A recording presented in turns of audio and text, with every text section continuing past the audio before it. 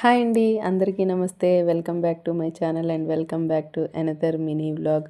ముందుగా అందరికీ కార్తీక పౌర్ణమి శుభాకాంక్షలు. ఈ కార్తీక పౌర్ణమి రోజున నేను మా ఇంట్లో శివయ్యకి అభిషేకం ఎలా చేసుకున్నాను, పూజ ఎలా చేశాను అనే విషయాన్ని ఈ వీడియోలో అయితే షేర్ చేస్తున్నాను. ముందుగా అయితే శివునికి నా దగ్గర గంగాజలం ఉందండి. మా అమ్మ వాళ్ళు కాశీ నుంచి తెచ్చిన గంగాజలంతో అభిషేకం చేసుకున్నాను, ఒక చిన్న మారేడు దళం పెట్టి. అలాగే ఫస్ట్ పాలు, పెరుగు, నెయ్యి, తేనె, పంచదార ఇలా పంచామృతాలతో శివునికైతే అభిషేకం చేసుకున్నానండి. ఆ తర్వాత విభూతితో కూడా అభిషేకం చేశాను. మేమైతే మార్నింగ్ ఇంట్లోనే పూజ చేసుకున్నాము. ఈవినింగ్ టెంపుల్కి వెళ్ళి ఒత్తులు వెలిగించాలి అని అనుకుంటున్నాము. అందుకే ముందు ఇంటి దగ్గర మార్నింగ్ ప్రశాంతంగా అయితే నా పూజనైతే కంప్లీట్ చేసుకున్నాను. ఇదిగోండి ఫైనల్గా విభూతితో కూడా శివయ్యకైతే అభిషేకం చేసుకుంటున్నాను. శివయ్యకి విభూతి అంటే చాలా ఇష్టం కదండి.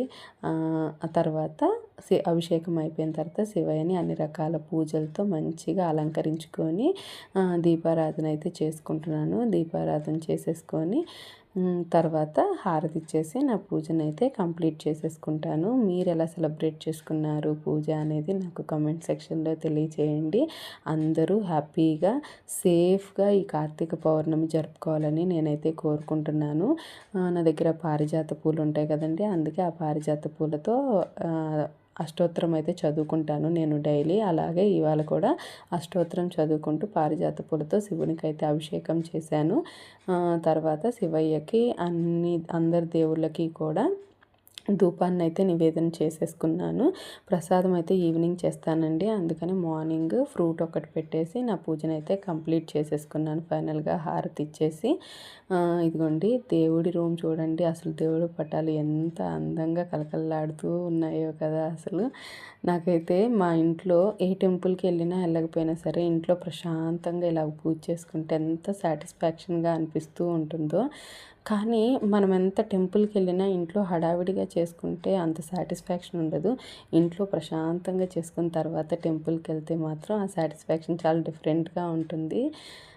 ఇంకా ఫైనల్గా అయితే కార్తీక పురాణము ఇవాళ 15వ అధ్యాయం కదండి, అది కూడా చదివేసి నా పూజనైతే కంప్లీట్ చేసేసుకున్నాను. ఈ వీడియోలో నా పూజతో పాటు ఇంకొకటి షేర్ చేయబోతున్నాను. మా పిల్లలు శివుడివి, విష్ణుమూర్తివి అందంగా డ్రాయింగ్ వేశారండి.